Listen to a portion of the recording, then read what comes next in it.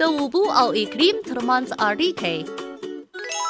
اوبه له اقلیم سره نږدې اړیکې لري. اوبه د اقلیمي سیستم یوه مهمه برخه ده، نو پر اقلیم مستقیمه اغیزه لري. لومړی د اوبو دوران.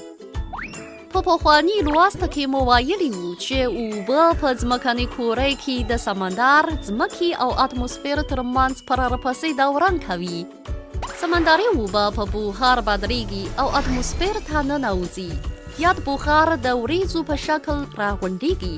د سړې هوا تر اغیزې لاندې یو ځل بیا په اوبو بدلیږي او د باران او واورو په شمول د ورښت په بڼه پر ځمکې وري. دا دوران د ځمکنۍ کورې پر اقلیمي او هوایي حالاتو اغیزه لري.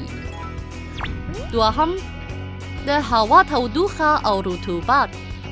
اوبه په بخار او یخ د بدلیدو په بهیر کې د هوا پر تودوخې او رطوبت اغیزه لري.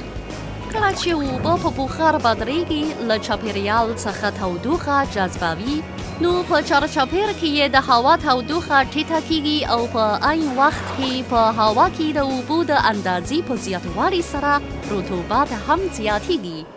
برعکس، کله چې بخار په سړې هوا سره په وریځ او باران بدلیږي، په همدې بهیر کې هوا ته تودوخه ورکوي او د هوا د تودوخې د لوړتیا سبب ګرځي. دریم، ورښت. اوبه د ورښت عموده برخه ده. ورښت د باران، واورې او ګړۍ په شمول په ډېرو بڼو وري. د ورښت اندازه او پراخوالی د ډېرو عواملو تر اغیزې لاندې وي. مثلا تودوخه، د اتموسفیر فشار، د باد لوری، ځمکنۍ بڼه او ځینې نور یې یادولی شو.